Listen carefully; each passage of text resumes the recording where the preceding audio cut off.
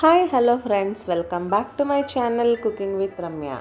ಈಗ winter season ಆಗಿರೋದ್ರಿಂದ ಖಾರವಾಗಿ ಚಿಕನ್ ಸೂಪ್ ಮಾಡಿದ್ರೆ ತುಂಬಾ ಟೇಸ್ಟಿಯಾಗಿರುತ್ತೆ. ಇದು ತುಂಬ ಹೆಲ್ತಿ ಕೂಡ. ಇದನ್ನು ಹೇಗೆ ಮಾಡೋದಂತ ನೋಡೋಣ.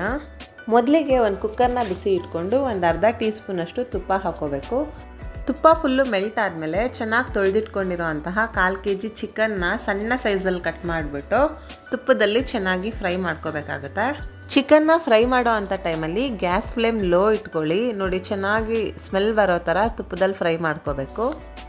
ಈಗ ನೆಕ್ಸ್ಟ್ ನಾವು ಇದಕ್ಕೆ ಒಂದು ಅರ್ಧ ಟೀ ಸ್ಪೂನಷ್ಟು ಸಾಲ್ಟ್ನ ಹಾಕ್ಕೊಂಡು ಫ್ರೈ ಮಾಡ್ಕೋಬೇಕು. ನಾವು ಚಿಕನ್ನ ಎಷ್ಟು ಚೆನ್ನಾಗಿ ಫ್ರೈ ಮಾಡ್ತೀವೋ ಅಷ್ಟು ಚೆನ್ನಾಗಿ ಸೂಪ್ ಆಗುತ್ತೆ. ಸೊ ಸಾಲ್ಟ್ ಎಲ್ಲ ಚೆನ್ನಾಗಿ ಅಬ್ಸಾರ್ಬ್ ಆಗೋ ಥರ ಫ್ರೈ ಮಾಡ್ಕೋಬೇಕು. ನೆಕ್ಸ್ಟ್ ನಾವು ಇದಕ್ಕೆ ಮಧ್ಯೆ ಕಟ್ ಮಾಡ್ಕೊಂಡಿರೋ ಅಂತಹ ಒಂದು ಹಸಿಮೆಣಸಿನ್ಕಾಯಿ, ಹಾಗೆ ಸಣ್ಣಗೆ ಹೆಚ್ಕೊಂಡಿರೋ ಅರ್ಧ ಈರುಳ್ಳಿ, ಹಾಗೆ ಸಣ್ಣಗೆ ಹೆಚ್ಚಿರೋ ಅರ್ಧ ಟೊಮೆಟೊ, ಒಂದು ಅರ್ಧ ಟೀ ಸ್ಪೂನಷ್ಟು ಶುಂಠಿ ಬೆಳ್ಳುಳ್ಳಿ ಪೇಸ್ಟ್, ಇದನ್ನೆಲ್ಲ ಹಾಕ್ಕೊಂಡು ಮತ್ತೊಂದು ಸಲ ಮಿಕ್ಸ್ ಮಾಡ್ಕೋಬೇಕು. ಸೊ ಈರುಳ್ಳಿ ಟೊಮೆಟೊ ಎಲ್ಲ ಒಂದು 2 ಮಿನಿಟ್ಸ್ ಅಷ್ಟು ಚೆನ್ನಾಗಿ ಕುಕ್ ಆದಮೇಲೆ ಇದಕ್ಕೆ ಪೆಪ್ಪರ್ ಪೌಡರ್ನ ಸೇರಿಸ್ಕೋಬೇಕು. ಒಂದು 3/4 ಟೀ ಸ್ಪೂನಷ್ಟು ಪೆಪ್ಪರ್ ಪೌಡರ್, ನಂತರ ಅರ್ಧ ಟೀ ಸ್ಪೂನಷ್ಟು ವೈಟ್ ಪೆಪ್ಪರ್, ಹಾಗೆ 1/4 ಟೀ ಸ್ಪೂನಷ್ಟು ಜೀರಿಗೆ ಪೌಡರ್, ಅರ್ಧ ಟೀ ಸ್ಪೂನಷ್ಟು ಧನಿಯಾ ಪೌಡರ್ನು ಕೂಡ ಹಾಕ್ಕೊಂಡು ನೀಟಾಗಿ ಇನ್ನೊಂದ್ಸಲಿ ಮಿಕ್ಸ್ ಮಾಡ್ಕೋಬೇಕು. ನೋಡಿ, ನಾವು ಈ ರೀತಿಯಾಗಿ ಸ್ಪೈಸಸ್ ಎಲ್ಲ ಹಾಕೋ ಅಂಥ ಟೈಮಲ್ಲಿ ನೀರನ್ನೇನು ಆ್ಯಡ್ ಮಾಡೋಕ್ಕೆ ಹೋಗಬಾರ್ದು. ಚಿಕನಲ್ಲೇ ಸ್ವಲ್ಪ ನೀರಿನ ಅಂಶ ಇರೋ ಕಾರಣ ಬರೀ ಸ್ಪೈಸಸ್ನಷ್ಟೇ ಹಾಕಿ ಚೆನ್ನಾಗಿ ಫ್ರೈ ಮಾಡಬೇಕು. ನೋಡ್ತಾ ಇರ್ಬೋದು ಈಗ ಎಷ್ಟು ನೀರು ಬಿಟ್ಟಿದೆ ಚಿಕನ್ ಅಂತ. ಸೊ ಈ ಸ್ಟೇಜಲ್ಲಿ ನಾವು ಅರ್ಧ ಟೀ ಸ್ಪೂನಷ್ಟು ಅರಿಶಿಣದ ಪೌಡರ್, ಹಾಗೆ ಒಂದು ಸ್ವಲ್ಪ ಕಟ್ ಮಾಡಿರೋ ಅಂತಹ ನಾಟಿ ಕೊತ್ತಂಬರಿ ಸೊಪ್ಪನ್ನು ಹಾಕಿ ಅದನ್ನು ಕೂಡ ಚೆನ್ನಾಗಿ ಮಿಕ್ಸ್ ಮಾಡ್ಕೋಬೇಕು.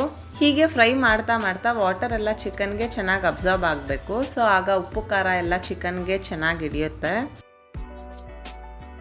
ಸೊ ಈ ಸ್ಟೇಜಲ್ಲಿ ನಾವು ನೀರನ್ನ ಆ್ಯಡ್ ಮಾಡಬೇಕಾಗುತ್ತೆ. ನಾನಿಲ್ಲಿ 3 ಗ್ಲಾಸಷ್ಟು ನೀರನ್ನ ಹಾಕೋತಾ ಇದ್ದೀನಿ. ಕ್ವಾಂಟಿಟಿ ನೀವು ಎಷ್ಟು ಜನಕ್ಕೆ ಮಾಡ್ತಾ ಇದ್ದೀರಾ ಅಂತ ನೋಡಿಕೊಂಡು ನೀರನ್ನ ಆ್ಯಡ್ ಮಾಡ್ಕೊಳ್ಳಿ. ಸೊ ಈ ಸ್ಟೇಜಲ್ಲಿ ಚೆನ್ನಾಗಿ ಕುದಿಯೋ ಅಂಥ ಟೈಮಲ್ಲಿ ಇನ್ನೊಂದು ಸ್ವಲ್ಪ ಪೆಪ್ಪರ್ ಮತ್ತು ಸಾಲ್ಟ್ನ ಹಾಕ್ಕೊಂಡು ಇನ್ನೊಂದು ಮಿಕ್ಸ್ ಕೊಡಬೇಕಾಗತ್ತೆ.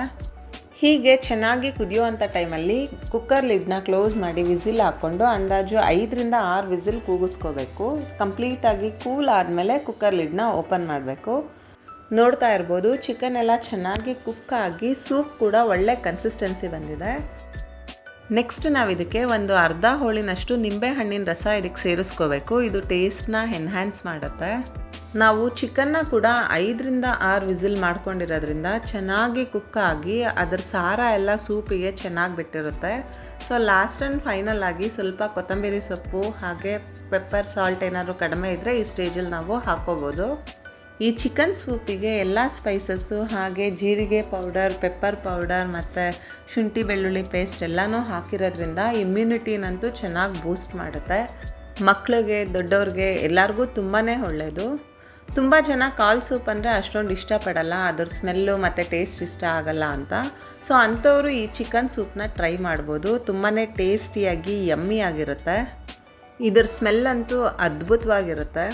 ಆದಷ್ಟು ಈ ಚಿಕನ್ ಸೂಪ್ನ ಮಾರ್ನಿಂಗ್ ಬ್ರೇಕ್ಫಾಸ್ಟ್ಗಿಂತ ಮುಂಚೆ ತೊಗೊಂಡ್ರೆ ತುಂಬಾ ಒಳ್ಳೆಯದು. ಅಥವಾ ಚಳಿಗೆ ಈವ್ನಿಂಗ್ ಟೈಮಲ್ಲಿ ಕೂಡ ನೀವು ತೊಗೋಬೋದು. ನಿಮಗೆ ಈ ನನ್ನ ಚಿಕನ್ ಸೂಪ್ ರೆಸಿಪಿ ಇಷ್ಟವಾದರೆ ನನ್ನ ಚಾನಲ್ಗೆ ಸಬ್ಸ್ಕ್ರೈಬ್ ಮಾಡಿ, ಈ ವಿಡಿಯೋನ ನಿಮ್ಮ ಫ್ರೆಂಡ್ಸ್ ಆ್ಯಂಡ್ ಫ್ಯಾಮಿಲಿ ಜೊತೆ ಶೇರ್ ಮಾಡಿ. ಮುಂದೆ ಒಂದು ಹೊಸ ರೆಸಿಪಿ ಜೊತೆ ಸಿಗೋಣ. ಅಲ್ಲಿವರೆಗೂ take care, have a great day, bye.